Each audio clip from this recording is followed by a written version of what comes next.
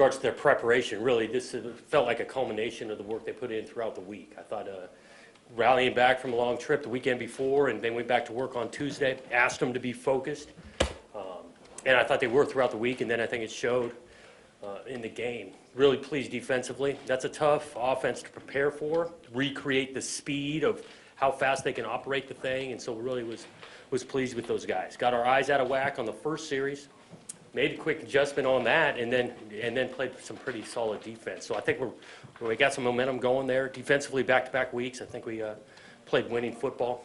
Offensively, made the point early on, we wanted to be efficient early to get up, get some points on the board, and obviously that took place. I don't think we punted in the first half. So got a ton of respect for that coach over there, Coach Walsh, that program, but obviously pleased with kind of the quality of play. I thought it was a pretty complete game in that regard, and now we'll be moving on and looking to improve next week. Questions?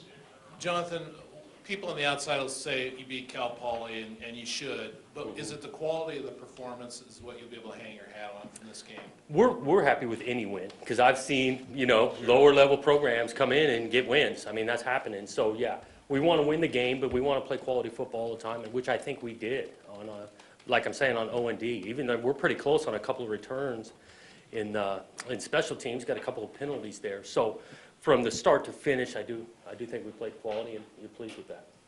Jalen said after the game that the key all week has been preaching about finishing the game. So knowing that was a struggle the first 2 weeks, what was the message at halftime? Up big. Yeah. How'd you get him to get over that hump? Yeah, we wanted to not miss a beat in the second half. It's a 4-quarter game. You don't win the game in the second quarter. And so we wanted to be able to finish and still play some quality football. We did get in some first-time players, which was awesome. And I was pleased with those guys, standing out, getting a couple guys getting the first catch. Shoot, Champ had the big game. He hadn't had a game like that. Thomas Ceo's playing the first time in O-line. Teron Madison's getting a carry. Anthony Gould's out there. And so I think that's what you're trying to build some depth in a program, and we're headed that way. Jonathan Champ, 5'5" and 140. What can you say? You can identify with the little guy, right? Yeah, in some ways, yeah. Talk about the game he had. Yeah, he's a competitive kid now, and he loves this game and he works at it. And so he's been waiting on a couple of opportunities. We've been giving him in the return game, but he got a bunch of time today at wideout, and he made do on that. I mean, the end of the half going down the sideline, that you need some speed to be able to do that. But obviously the big ball before that, contested ball, he goes up and gets it. The guy's competitive. He ain't shy, and yeah, he's 5'5". Jonathan, on defense, and I don't want to put any words in your mouth, but it looked like in the secondary you played about as veteran a guys as you could play back there. I didn't see any of the rookies until late in the game. Was that kind of the deal with this offense? You didn't want to let them... No, it wasn't like specific, okay, let's play older guys just because. Each week those guys are going to go out and prepare. Having J-Mo back definitely helps in the back end. And then Sean's been playing solid, veteran guys. But Jaden Grant plays some corner out there. Dunny plays some corner. That's kind of normal. The other thing, defensively, we didn't play much nickel. We played base the whole time, so you only had 4 DBs out there. When you get 5, we get a little bit more rotation going. Missing Jamar today, how do you feel like the rest of the guys, those running back, kind of picked up the slack? Yeah, I thought those guys did well, carried it well. I think we've been talking about having some depth at that position, and I think it showed again today. And then having Jalen back, just a veteran guy, what did he kind of bring today? Yeah, I think he just eases everything for us because he's veteran. He's a good tackler. And we've got a bunch of guys that we feel confident in, but J-Mo having him back adds to our confidence.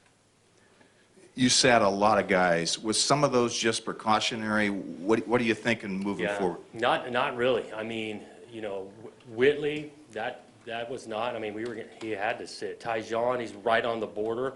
Jamar had to sit. He, coming off that from Hawaii, tweaked his foot in there, and he just never was right. And so there was no, hey, we're playing these guys, so let's rest. It was not even kind of.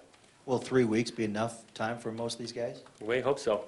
Yeah, we hope so. 3 penalties, 30 yards. Is that, obviously that's good, but against an offense like that, is there more opportunity for mistakes, or you like that number? I'll take a 3-penalty game. Yeah, I think that's improvement. I think we've been higher than the first 2 games than we have liked. I think that offense is, again, all about discipline and your eyes. And for the most part, we were pretty disciplined.